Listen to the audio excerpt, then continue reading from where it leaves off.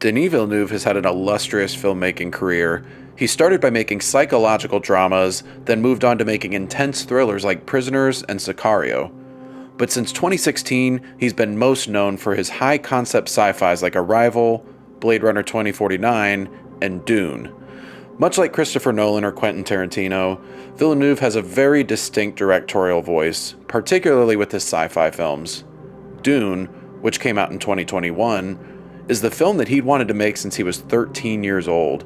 That was when he first read Frank Herbert's 1965 novel Dune, and loved it so much that he even drew pictures and storyboards to outline his personal vision for it.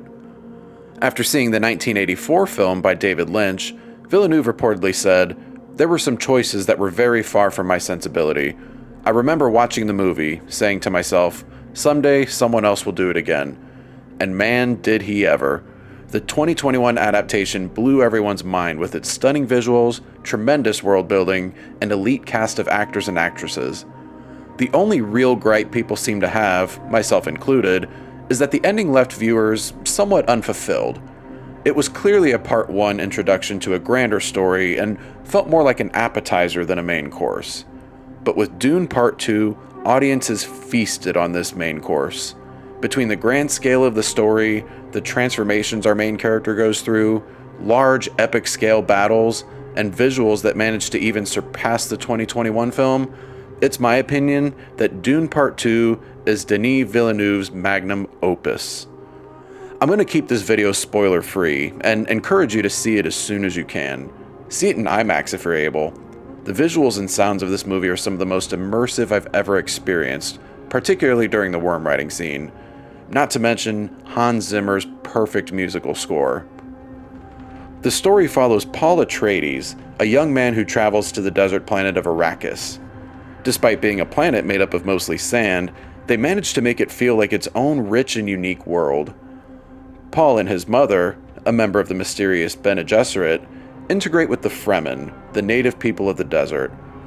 Paul's goal is to learn the ways of the Fremen and combine his knowledge with their power in order to defeat the oppressive Harkonnens, who want to take over Arrakis and its most powerful resource, the spice.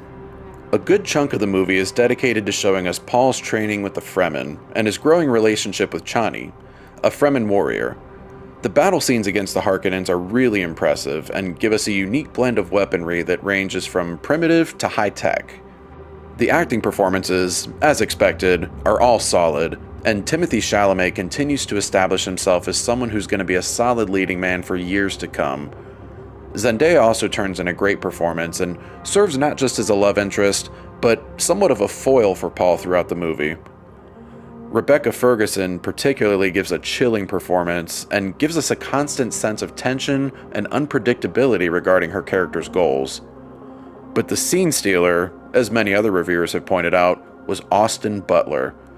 Coming off an Oscar-worthy performance as Elvis Presley, he shows off his range by giving us something completely different in this film. He's the Harkonnens' greatest warrior, and he's given one of the best villain introduction scenes I've ever watched. He's cold and calculating in some parts, but completely brutal and psychopathic in others. Dune Part 2 also dives headfirst into the meat of the story and the world. Part 1 was a great, albeit slow introduction to this world, but Part 2 hits the ground running. This film is nearly 3 hours long, but I hardly even noticed it. The time flew by. The story is complex, but still manages to be easy to follow. There are a lot of characters in opposing factions, and they're all given an appropriate amount of time to shine. Between the Fremen, the Harkonnen, the Bene Gesserit, and the Emperor, there are a lot of alliances, betrayals, and motivations that keep the story fresh and exciting. It would have been easy to show the Fremen as the altruistic heroes and the Harkonnen as the two-dimensional villains, but this movie is much more nuanced than that. We get to explore potential flaws with some of the Fremen's way of thinking, and how the North and South butt heads regarding their religious beliefs. We learn more about the Harkonnens and how they operate, and I found myself interested in learning more about their culture, even though I'm supposed to be rooting against them. Each planet has its own unique look and color palette, and the characters' outfits and weaponry complement this well. Within seconds, we know exactly what planet we're on just from the visuals, without even needing the text to tell us where we are. The final battle is well set up and breathtaking, and I don't want to give away much more than that. Some have started to compare Villeneuve's Dune to Peter Jackson's work, calling it the Lord of the Rings of our generation. I wouldn't go that far, but I can at least see why people would bring it up. Both series are based off of classic epic novels and bring a definitive voice from a visionary director that will likely never be duplicated.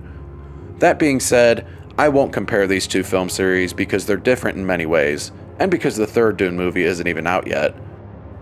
Lord of the Rings is more known for its colorful characters and a definitive good versus evil story, while Dune has more of a cold edge and ambiguity to it. That's not a bad thing, it's just different. Lord of the Rings is the greatest film trilogy of all time in my opinion, and we'll see if Dune sticks the landing with Part 3. Given Denis Villeneuve's love for this series, I think he's going to. All that said, what were your thoughts on Dune Part 2? Is it Villeneuve's magnum opus, or do you like one of his other films better? Let me know in the comments. Please like and subscribe if you enjoy my content, ring that notification bell. Thanks for watching, and I hope you all have a good one.